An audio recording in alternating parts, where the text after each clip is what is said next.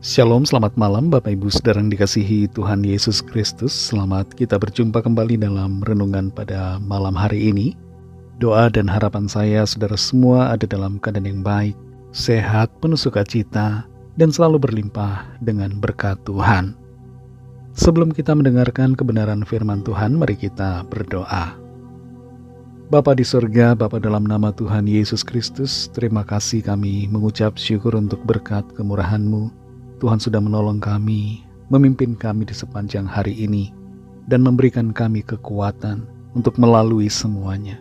Saat ini kami mau mendengar kebenaran firman-Mu, urapilah kami supaya kami mengerti dan mentaati akan setiap kehendak-Mu. Dalam nama Tuhan Yesus kami berdoa. Haleluya, amin. Saudara yang dikasih Tuhan, ayat firman Tuhan saat ini kita mulai dari Amsal 27 ayat yang ke-19. Tertulis demikian.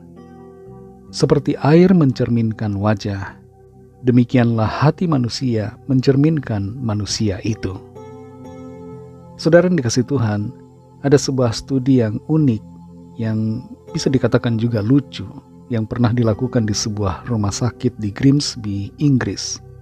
Dan studi penelitian ini menemukan sebuah fakta bahwa para pemilik anjing yang obesitas, biasanya anjingnya juga mengalami obesitas.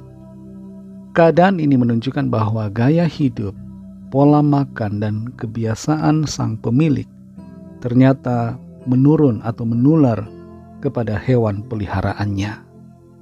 Sadar atau tidak sadar, apa yang kita lakukan sehari-hari bisa berpengaruh pada orang atau bahkan makhluk lain yang ada menjadi peliharaan kita. Dalam Amsal 27 ayat 19 ini dikatakan, seperti air mencerminkan wajah, demikianlah hati manusia mencerminkan manusia itu. Hati manusia mencerminkan siapa diri dari manusia itu. Apa yang ada di dalam hati kita, pikiran, perasaan kita, keluar dalam tindakan dan perkataan kita, dan akhirnya akan berdampak pada kehidupan dan gaya atau sikap dari orang-orang yang terdekat kita. Anak-anak akan meniru sikap orang tua. Bawahan akan meniru sikap atasan. Kalau atasannya baik, maka bawahannya baik biasanya. Kalau orang tua kasar dan punya sikap yang kurang baik, biasanya hal itu juga tercermin pada anak-anaknya. Dalam Matius 5 ayat 14 dan ayat 16 dikatakan, kamu adalah terang dunia. Kota yang terletak di atas gunung tidak mungkin tersembunyi. Demikianlah hendaknya terangmu bercahaya di depan orang, supaya mereka melihat perbuatanmu yang baik dan memuliakan Bapamu yang di sorga. Tuhan Yesus mengatakan bahwa setiap kita yang percaya kepadanya adalah terang dunia.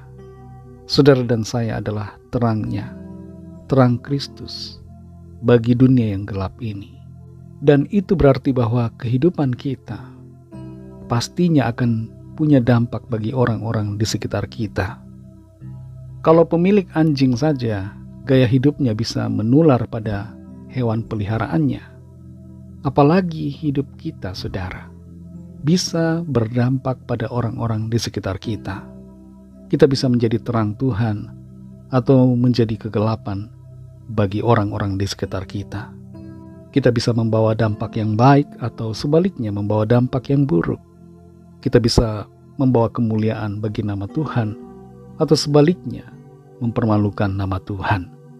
Kita bisa membimbing orang ke jalan yang benar atau sebaliknya kita menuntun orang-orang meneladani yang salah dan membawa mereka pada kesesatan. Kalau sikap kita penuh dengan kasih, kesabaran, dan kebaikan, maka orang-orang di sekitar kita, di rumah kita, anak-anak kita, akan juga menjadi orang-orang yang penuh kasih, sabar, dan baik. Tapi kalau kita punya kebiasaan marah, iri hati, malas, berkata-kata yang kasar, mabuk-mabukan, maka jangan heran kalau anak-anak atau orang di sekitar kita juga menjadi ikut-ikutan seperti itu. Saudara yang dikasih Tuhan, Sadari bahwa hidup kita adalah cermin bagi orang lain. Kita ini membawa dampak, membawa terang Kristus. Jangan sampai kita mempermalukan nama Tuhan. Jaga kebiasaan kita, sikap kita sehari-hari, supaya dampaknya membawa kebaikan bagi orang-orang lain, membangun mereka ke arah Kristus, membimbing mereka kepada kebenaran. Roh Kudus akan menolong dan memampukan saudara dan saya. Mari kita berdoa. Terima kasih Tuhan Yesus, kami bersyukur Bapa untuk firman-Mu yang sudah kami dengar. Firman-Mu selalu menuntun kami, menjadikan kami teguh di dalam jalan-jalan-Mu, memperbaiki diri kami untuk hidup benar seturut dengan kehendak-Mu. Terima kasih untuk firman-Mu yang mengingatkan kami, agar kami menjaga kebiasaan kami, gaya hidup kami, sikap kami, perkataan kami, supaya berdampak baik bagi orang-orang di sekitar kami, terutama di dalam keluarga kami masing-masing.